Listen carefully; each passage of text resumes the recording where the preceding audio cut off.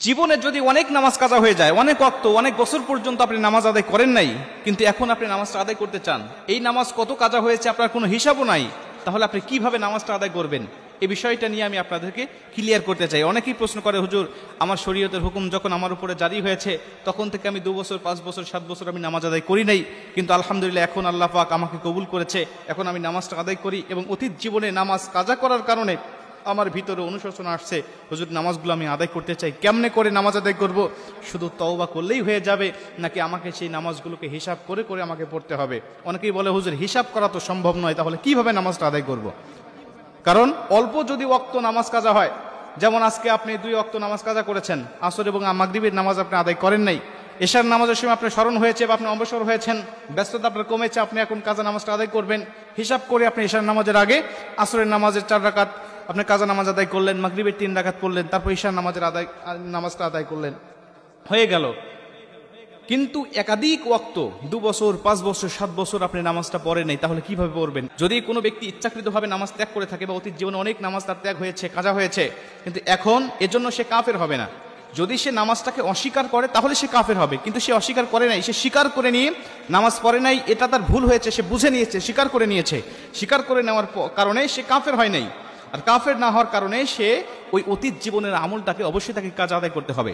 এখন প্রশ্ন আসতে পারে, হুজুর ইসলাম তো মানুষের উপরে সহজ করেছেন, ইসলাম তো মানুষকে জুলুম করেন নাই, তাহলে এত ওয়াক্ত, এত দিন, এত বছরের নামাজটা আমি কিভাবে হিসাব করবো? আমার তো হিসাব করা সম্ভব নয়।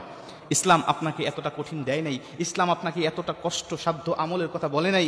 ইসলাম আপনাকে বলে আপনি অতীত জীবনের জন্য অনুতপ্ত হয়ে আপনার সাধ্য অনুযায়ী প্রত্যেকটা দিন আপনি 2-4 ওয়াক্তর নামাজ, আপনি কাজা নামাজটা আপনি আদায় করেন, আপনি নফল নামাজের পরিমাণটা একটু বাড়িয়ে দেন, নফল নামাজটা আপনি পড়তে থাকেন।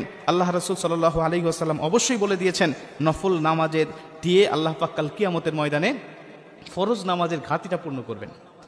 মুসলমান ভাইরানি আমার, আল্লাহ রাসূল সাল্লাল্লাহু আলাইহি ওয়াসাল্লাম বলেন, কিয়ামতের ময়দানে মানুষের যখন যে বিভিন্ন ফরজ নামাজের ওয়াক্তের ঘাটতিটা যখন পড়ে যাবে, আল্লাহ পাক তখন ফেরেশতাদেরকে ডাক দিয়া বলবে, ফেরেশতা, বান্দার কোনো নফল ইবাদত আছে কিনা তোমরা দেখো, বান্দার কোনো সুন্নাহ আমল আছে কিনা তোমরা দেখো। ফেরেশতারা যখন দেখবে খুঁটে খুঁটে বিভিন্ন নফল ইবাদত পাওয়া যায়, আল্লাহ পাক তখন সেগুলো ফরজের কাফারা হিসাবে গ্রহণ করে নেবে। এজন্য নফল নামাজ বেশি বেশি পাঠ করতে হবে, বেশি বেশি আদায় করতে হবে, এবং আপনি হিসাব করে করে আপনি আল্লাহ পাকের কাছে নিয়ত করলেন। বুখারী শরীফের 1 নম্বর হাদিস, ইন্নামাল আমালু বিন্নিয়াত, আপনি নিয়ত করে করে আপনি বললেন যে আল্লাহ, আমার জীবনে যত নামাজ কাজা হয়েছে তার মধ্য থেকে আজকে আমি 1 ওয়াক্ত নামাজের নিয়ত করলাম, সেই ওয়াক্তে নামাজ আমি পড়লাম। আপনি জোহরের নামাজের 4 রাকাত পড়লেন, আসরের নামাজের 4 রাকাত পড়লেন, আপনি ফজরের নামাজের 2 রাকাত পড়লেন, এইভাবে আপনি পড়তে থাকেন। আপনার যদি মৃত্যু হয়ে যায়, আপনি যে নিয়ত করে পড়তে যাচ্ছেন কন্টিনিউ, পুরা কাফারা আপনার হয় নাই, পুরা কাজা আপনার আদায় হয় নাই, আল্লাহ পাক আপনাকে এর জন্য পাকড়াও করবে না। কেন? আপনি তো নিয়ত করেছিলেন, তার আগেই আপনার হায়াত শেষ হয়ে গিয়েছে, এর জন্য আল্লাহ পাক আপনাকে কবুল করবে। এজন্য প্রত্যেকটা দিন নিয়ত করে করে যত ওয়াক্ত কাজা হয়েছে আপনার নিয়ত, আপনি সেইভাবে কাজা নামাজটা আদায় করতে থাকেন। আল্লাহ পাক আমাদের সবাইকে তৌফিক দান করুন। জীবন